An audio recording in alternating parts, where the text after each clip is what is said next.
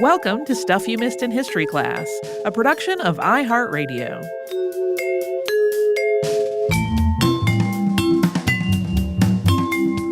Hello and welcome to the podcast. I'm Tracy V. Wilson. And I'm Holly Fry. This is the second part of our Unearthed for the end of 2023.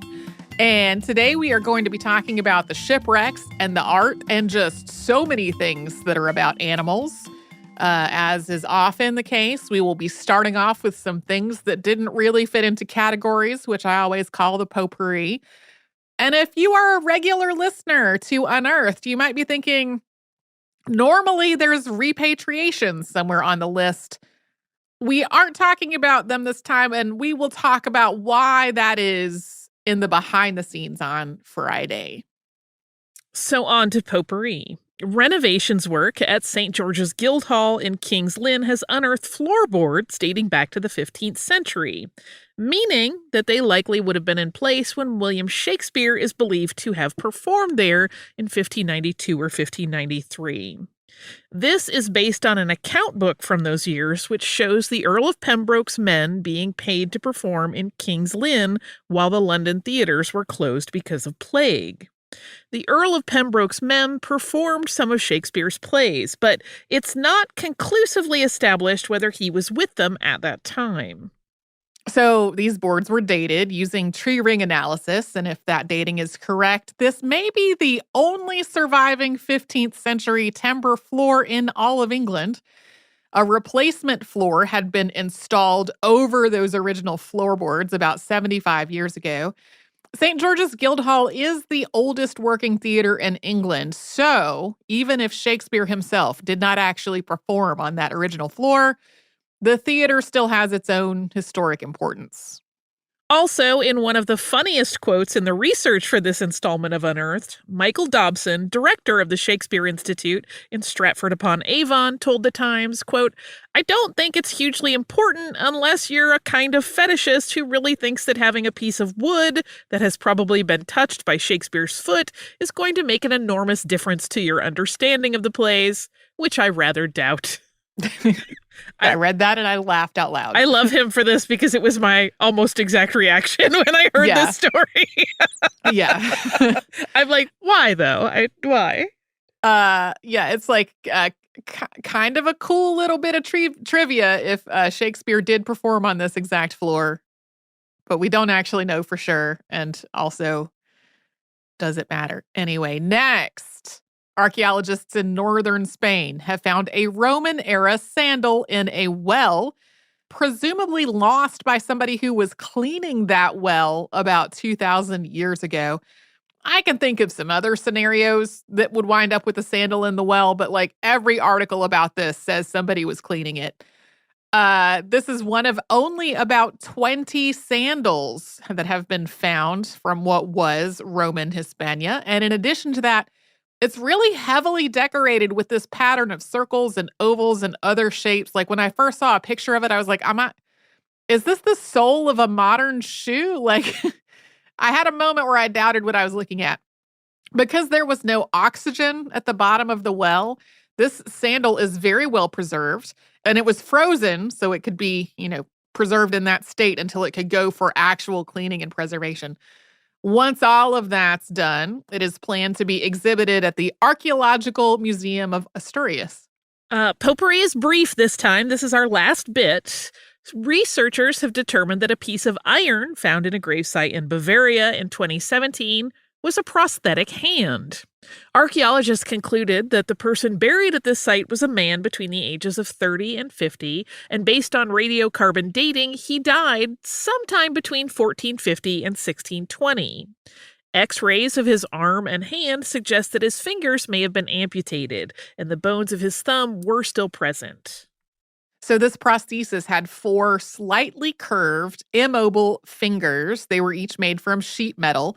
And there were remnants of a gauze-like fabric that suggested there was cushioning on the inside of it. This prosthesis was probably secured to his arm using straps, although the straps haven't survived.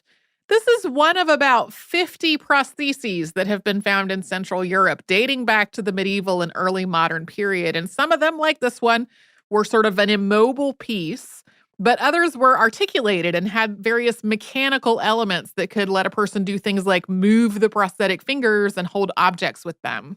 It's time for art, my favorite. A room that has recently opened to the public at the Basilica of San Lorenzo in Florence, Italy, is believed to be where Michelangelo hid after being sentenced to death by Pope Clement VII. The Pope was part of the Medici family, which had been in control of Florence until being overthrown in a populist revolt in 1537. After the Medicis returned to power, the Pope sentenced Michelangelo to death because he had worked for the Republican government that had briefly displaced the Medicis. Michelangelo was in hiding for about 2 months until the Pope lifted that death sentence. So this basilica is part of the Museum of the Medici Chapels, and the space known as the Stanza Segreta, or the Secret Room, was discovered there in 1975. A restorer had been assigned to clean part of the walls with the hope that this space could be used to make a new visitor's entrance to the basilica. But it turned out that under the layers of plaster, the walls were just covered in sketches, and those sketches are believed to have been drawn by Michelangelo, although it is not conclusively proven that he is the person who drew them. This is a very small, narrow room, mostly built below street level with only one small window. While it is open to the public, access is very limited. Only 4 visitors are allowed in at a time, can only stay for 15 minutes, and then there's a 45-minute break to reduce how much the space is exposed to light. So that means that only about 100 visitors can see this space each week. Next, according to research published in the Cambridge Archaeological Journal, an object shown in the painting Etienne Chevalier with St. Stephen by Jean Fouquet may be a prehistoric hand axe. This painting is part of the Melun diptych. It was commissioned by Etienne Chevalier, and it depicts him with his hands folded in prayer next to his patron saint. His patron saint is holding a copy of the New Testament with this object resting on the top of it. This object has usually, before now, been described as just something like a jagged stone. But Stephen Kangas, lecturer in the Department of Art History at Dartmouth, had for a long time thought it resembled a hand axe. He eventually discussed this with other professors, and they collaborated with colleagues at the University of Cambridge to analyze the object's shape, color, and flake scars, comparing that to stone tools known as Acheulean hand axes. Those were common about 500,000 years ago. They found that its shape and flake scars were similar to hand axes used in the region where the image was painted. Color was a little harder to determine since pigments and varnishes used on the painting may not reflect the real object, but the amount of color variation in the image suggests that the artist was recreating the details of a real stone object. So, for centuries, hand axes and other flaked or ground prehistoric objects have been a source of fascination and study. Although centuries ago, people did not really have a sense of exactly what these were or how old they were.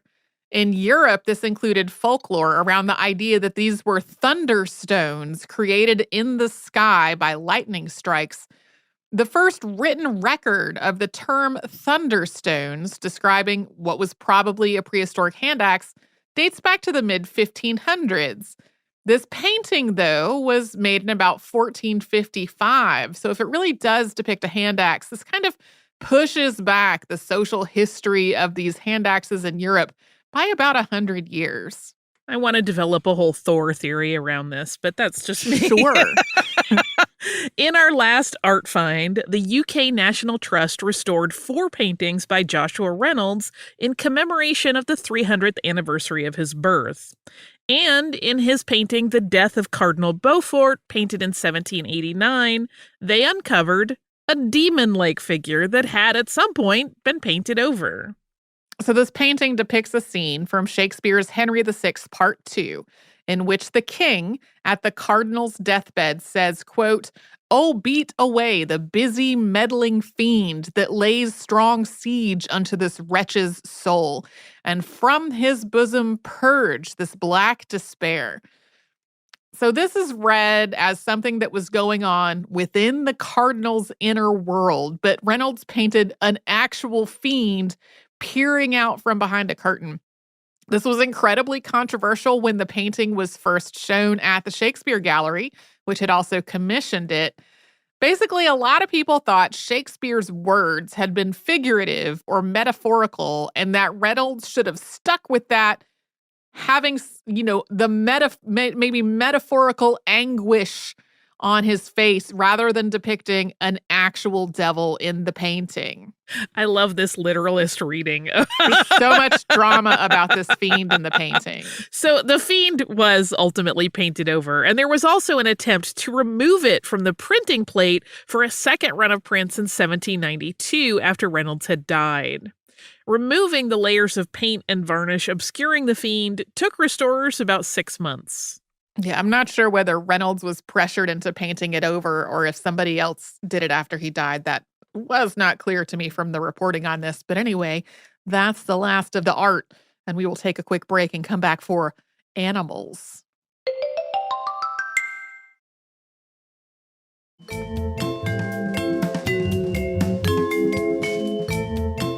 Now we have some animals. In fact, many animals. This whole section of the episode is just going to be animals. According to research published in the journal Environmental Archaeology, ancient Egypt may have had more types of venomous snakes than it does today.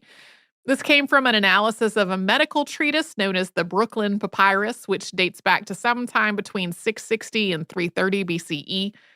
It is called the Brooklyn Papyrus because it was donated to the Brooklyn Museum in the 1930s. It lists 37 different species of venomous snakes, although the descriptions of 13 of those have been lost. But modern Egypt has fewer venomous snake species than that. There are 8 species that are capable of causing significant envenoming if they bite something, and then a few others can cause minor envenoming. One of the snakes was described as the great snake of Apophis, Apophis being a deity that took the form of a serpent. This snake is described as having 4 fangs, which is not the case for any snake currently living in Egypt. The snake living closest to modern Egypt that does have 4 fangs is the boomslang, which lives farther south in Africa. Its range starts about 400 miles or 650 kilometers south of modern Egypt. So the basic idea here is that snakes that currently live in tropical Africa, including the boomslang, may have been able to live in ancient Egypt, which was wetter and more humid than Egypt is today. The team identified snakes that could plausibly have lived in this environment from thousands of years ago, and then they used niche modeling, which is also known as species distribution modeling, to try to predict where 10 identified snake species might have lived around 4,000 years ago. And then they also tested proposed identifications for some of the species that were described in the papyrus. According to their modeling, 9 of the 10 snakes that they examined could have lived in ancient Egypt thousands of years ago. This was likeliest in the more southern and southeastern parts of the region and along the Nile Valley and the Red Sea coast. This included the boomslang and the puff adder, both of which align with descriptions of snakes from the Brooklyn Papyrus. And speaking of snakes in Egypt, archaeologists in Egypt have also found a burial chamber belonging to a scribe that was adorned with spells that were meant to ward off snake bites. So this chamber is roughly 2,500 years old. It belonged to a royal scribe who died at the age of about 25. And these inscriptions, which are on the north wall, both describe the snakes as protectors of the deceased and serve to protect his mummy from bites. So I don't know if these were literal or figurative snakes, but they were there to protect him, but also they wanted to make sure that the snakes did not bite his mummy. This is, they wanted to keep Indiana Jones out, is what it was. Now we've got some studies about beavers. Beavers became extinct in the Netherlands in the 19th century and then were reintroduced in 1988. And their population has been growing there in recent years. And according to research published in the Holocene, beavers were a key part of the diets of prehistoric people in the Netherlands, as well as other parts of Northern Europe. They also played a major role in the ecosystems where they lived. According to this research, beavers were one of the most common mammals found at archaeological sites of hunter-gatherer communities in the Netherlands. So, in addition to using beavers for their meat and their pelts and teeth and bones, and for the glandular substance known as castoreum, Mesolithic hunter gatherer peoples also benefited from the landscapes that beavers created with their lodges and dams. When the beavers dam a water source, the resulting landscape is often home to other animals, including an abundance of fish and otters and waterfowl. It is possible, according to this research, that people specifically sought out places where beavers were living when they were deciding where to make their homes. And we have another beaver find. Research in eastern Germany also shows that people were hunting beavers much earlier than previously thought, as long as 400,000 years ago.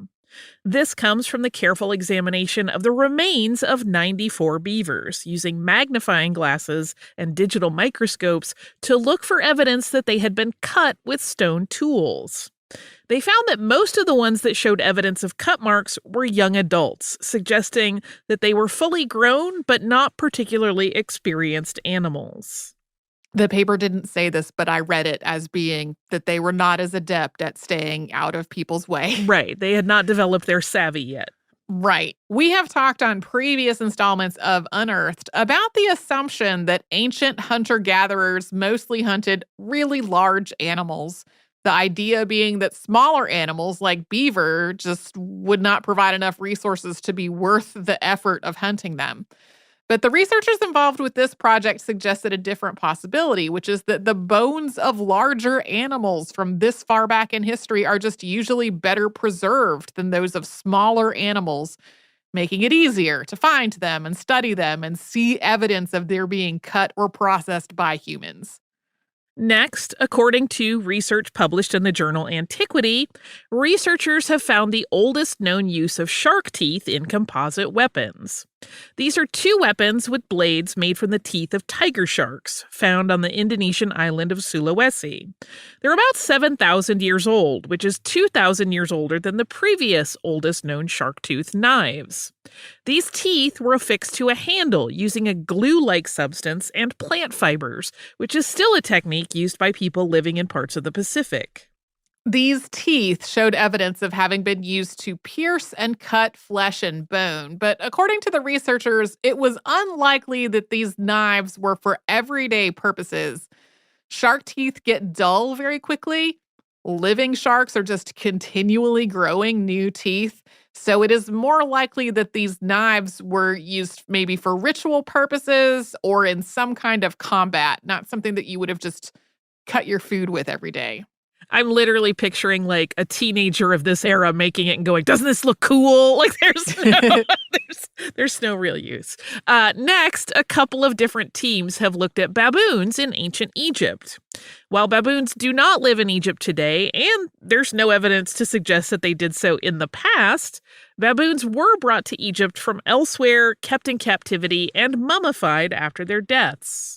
Research published in the journal eLife tried to pin down exactly where these baboons came from.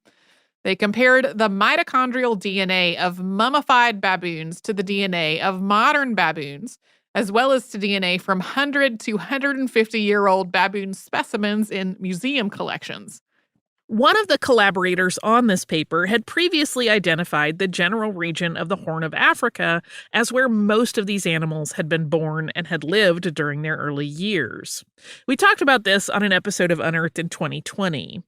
This year's research narrowed the area further to a specific part of Eritrea and neighboring regions. This area was home to the ancient port of Adulis. As we mentioned in that 2020 installment of Unearthed, this overlaps with research into the exact location of the kingdom of Punt, something that we also talked about in our episode on Hatshepsut's expeditions to Punt, which came out in 2019. The baboons were described as having come from Punt, so it is possible that Punt was an earlier name for that same ancient port. The other baboon research published late last year looked at the living conditions of these animals while they were kept in captivity in Egypt. Egyptians held these animals in very high regard, and they were believed to be representations of the god Thoth, but they weren't actually treated very well, or at least given the kind of treatment they needed to be healthy. This research looked at the mummies of 36 baboons, which lived between 800 and 500 BCE, and found that many of them had signs of rickets or a deficiency of vitamin D, probably because of being kept indoors and away from natural sunlight.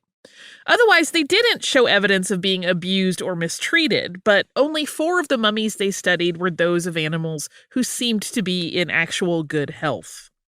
Researchers who were interviewed about this work stressed that they didn't think the people who cared for these animals meant them any harm.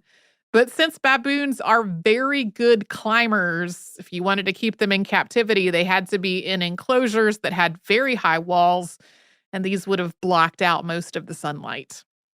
Archaeologists in China have found evidence of a chariot in Shanxi province, one that would have been drawn by sheep rather than the more commonly used horses or oxen.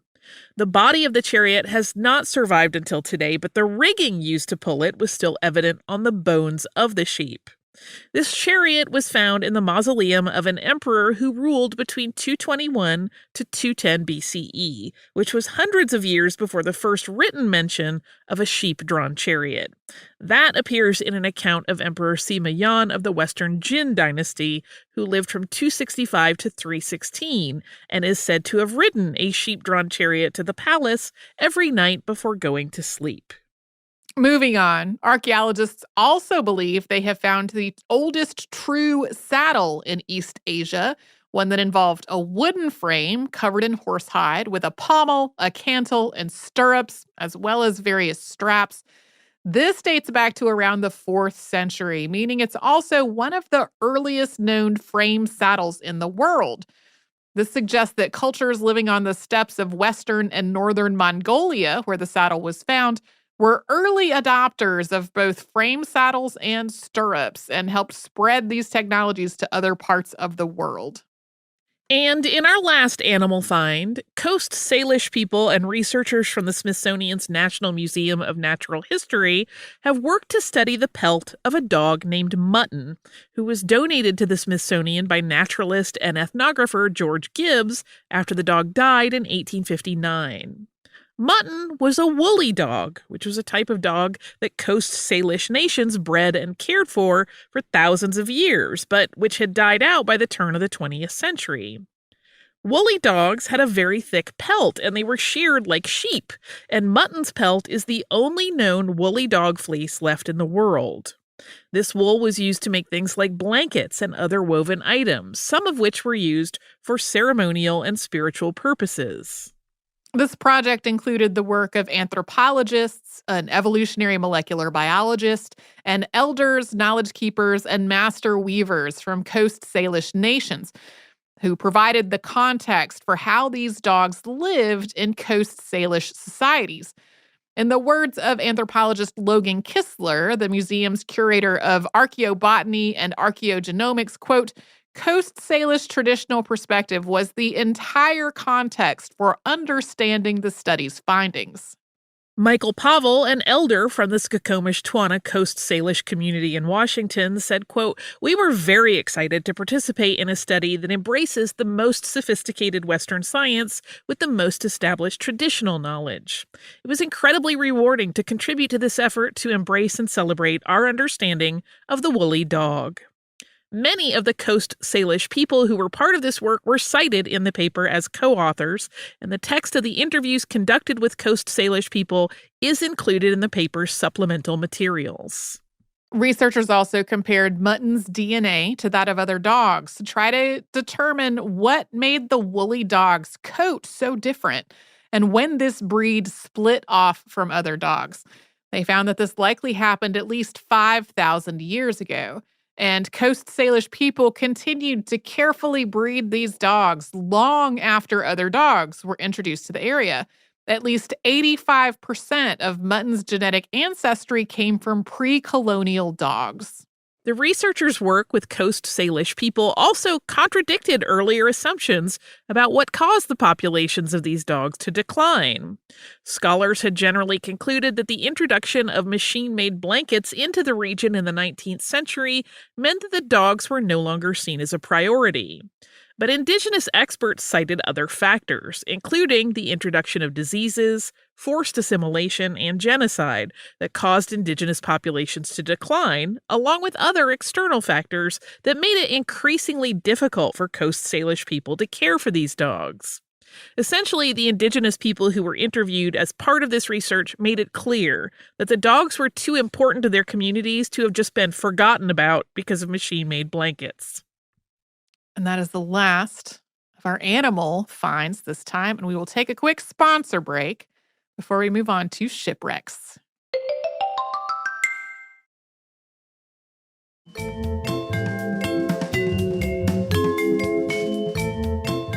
It is time for a number of shipwrecks. A 4th century shipwreck discovered off the coast of Sicily in 2020 was named the Mariusa II because of its similarity to another shipwreck by the same name that had been found not far away in 1999. Last year, this second ship was raised up from the seabed intact, something that was possible because it was both very well preserved and was only in about 6 feet or 1.8 meters of water. After underwater archaeologists documented this site, the wreck was basically surrounded in a cage and then secured with nets, lifted from the seafloor with flotation devices, and towed to shore. From there, it was transported by road to an archaeological museum for desalination and study. So the research on this one is ongoing. I just find making a big cage to lift a shipwreck up off the ocean floor, I found the whole process of that fascinating. I know it's not the only time we've raised a ship off the ocean floor. But it is interesting. Yeah, but for one dating back to the 4th century, like what a delicate thing to need to try to raise up. Yes. This past summer, a team conducting sonar scans in Lake Superior found the wreck of a freighter called the Huronton, announcing the find in October for the 100th anniversary of its sinking. The Huronton collided with the Cetus on October 11th, 1923, when Lake Superior was under a heavy fog, and visibility was obscured even further because of smoke from wildfires. The Cetus hit the Huronton on its port side, and the captain of the Cetus basically used the ship to plug the hole to give the Huronton's crew time to escape, including a bulldog who was serving as the ship's mascot, who at first was accidentally left behind. But no worries about the dog, the first mate went back for him before the ship sank. This wreck is one of so many in Lake Superior, and it was found during a systemic search of the lake bed for undiscovered wrecks. Thousands of vessels sank in the lake, especially during the late 19th and early 20th centuries, and a lot of them are now being threatened by mussels, especially zebra mussels and quagga mussels. There is ongoing work to just try to find and document as many of these as possible before they are lost to these and other factors. Speaking of the Great Lakes, a father and daughter fishing in Green Bay, Wisconsin on Lake Michigan spotted a shipwreck on their sonar, and that may be the remains of the George L. Newman. The George L. Newman sank during the Great Peshtigo Fire, which prior hosts of the show talked about in a 2011 episode called History's Unforgettable Fires. The ship ran aground because visibility was so poor due to the smoke that they could not see where they were going. The crew were rescued by a nearby lighthouse keeper. The Wisconsin Department of Natural Resources used a remote-operated vehicle to take pictures of the wreck, and further research is expected in the spring. Next, a crew with the Florida Department of Transportation found a shipwreck while working on a drainage improvement project in St. Augustine. This was found more than 8 feet underground and probably dates back to the mid to late 19th century. The ship's stern had been exposed at some point and was probably consumed by marine life, but the rest of the boat, which is believed to have been a single-masted fishing vessel, is mostly intact. It's possible that the boat was abandoned along the edge of a waterway that has since been covered up by landfill. This wreck was taken to wet storage for preservation and further study. Moving on, the San Jose has come up on a few installments of Unearthed. This is a galleon that the British sunk off the coast of Cartagena in 1708. Its discovery was announced in 2015, which led to a dispute about who owned the enormous amount of gold and other valuable goods that it was carrying. It was a Spanish ship found off the coast of Colombia, and many of the precious metals aboard were mined by indigenous peoples. On top of all of that, a U.S. salvage company claims to have originally found the wreck back in 1981. In the latest update on this, President Gustavo Petro has ordered his administration to begin recovering the wreck's cargo in April or May, depending on sea conditions, intending to remove as much of it as possible from the wreck before his term in office ends in 2026. So this has, of course, added another layer of controversy to the ship, with some archaeologists arguing that it should be treated as an archaeological site, not as cargo to be retrieved. This past spring, we talked about the discovery of a shipwreck in Newport, Wales.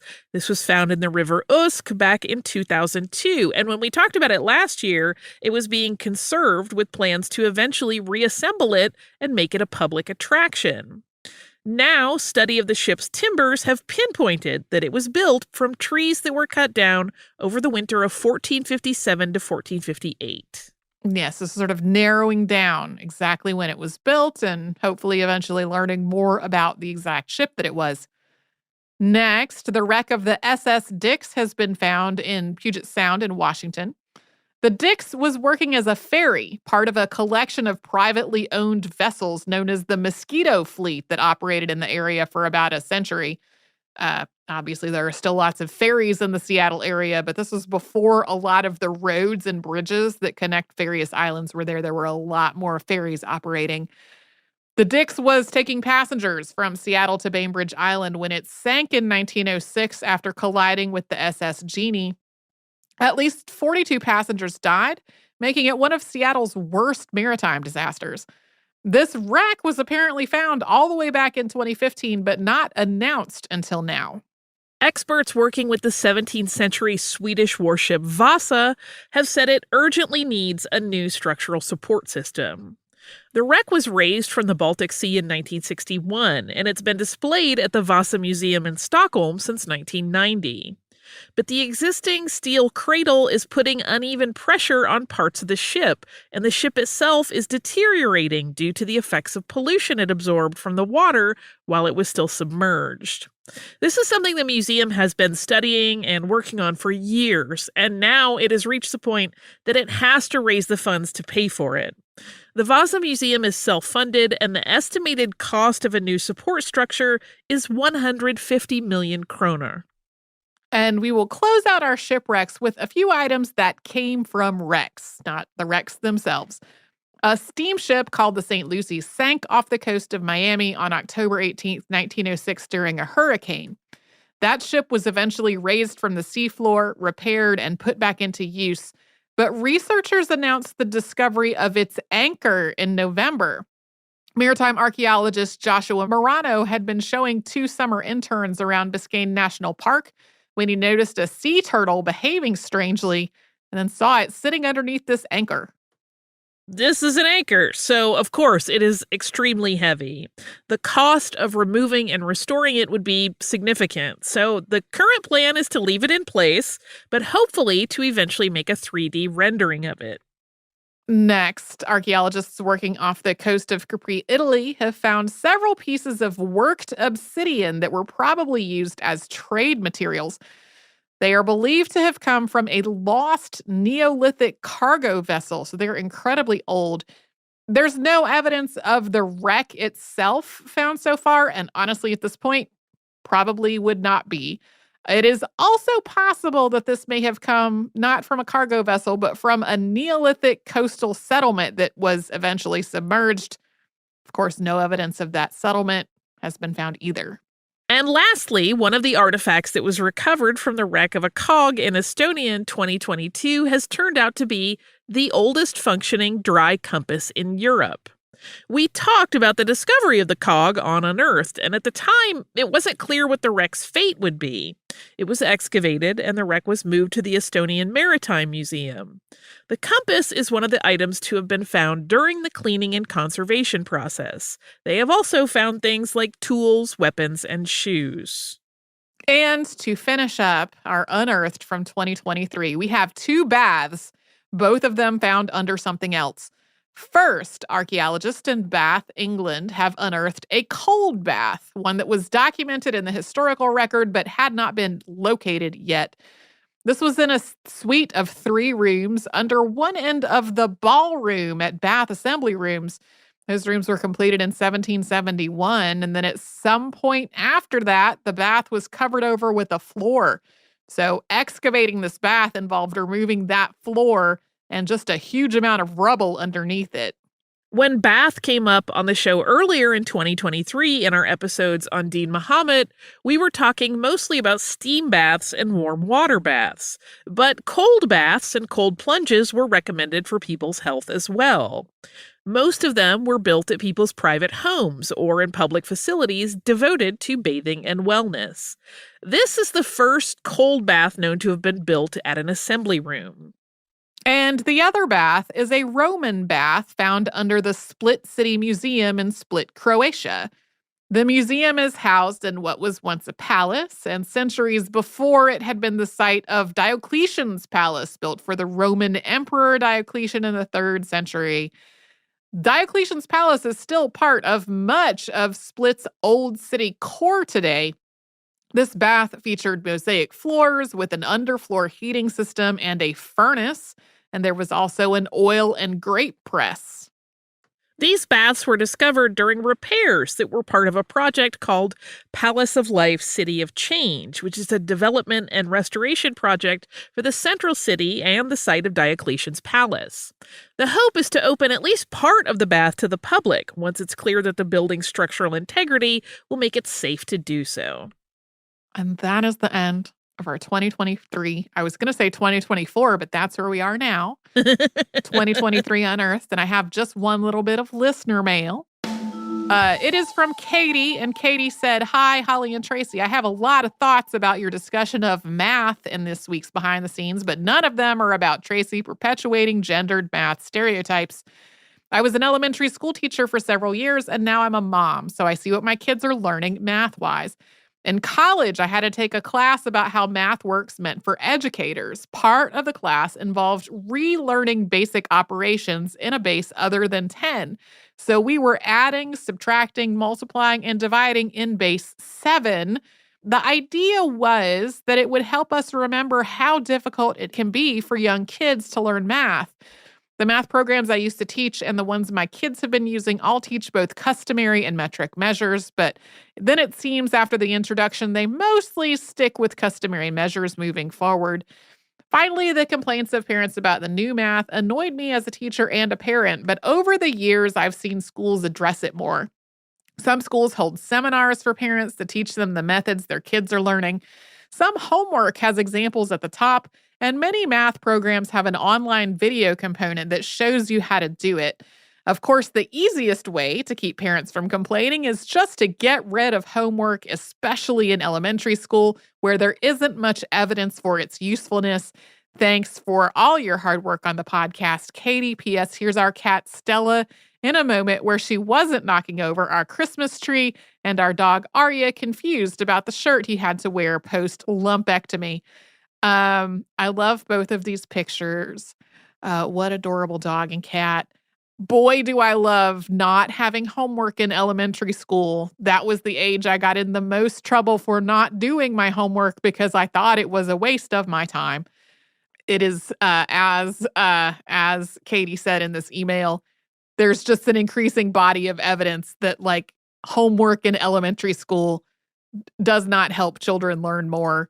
Right. And if anything, the only homework that should be happening is like classwork that wasn't finished in class.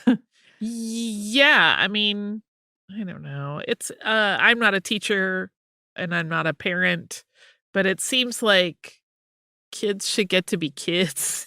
Yeah. I was like great about my homework because I whipped that stuff out on the bus.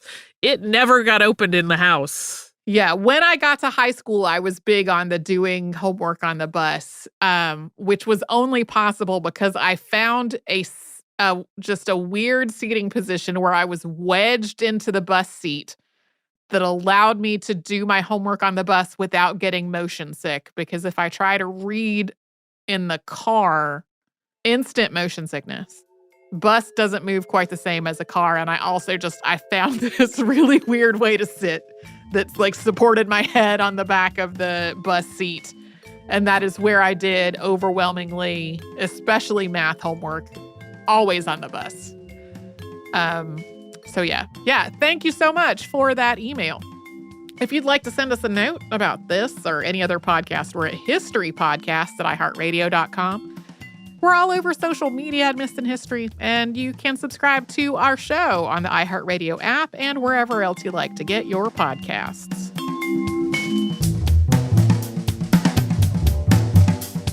Stuff You Missed in History Class is a production of iHeartRadio. For more podcasts from iHeartRadio, visit the iHeartRadio app, Apple Podcasts, or wherever you listen to your favorite shows.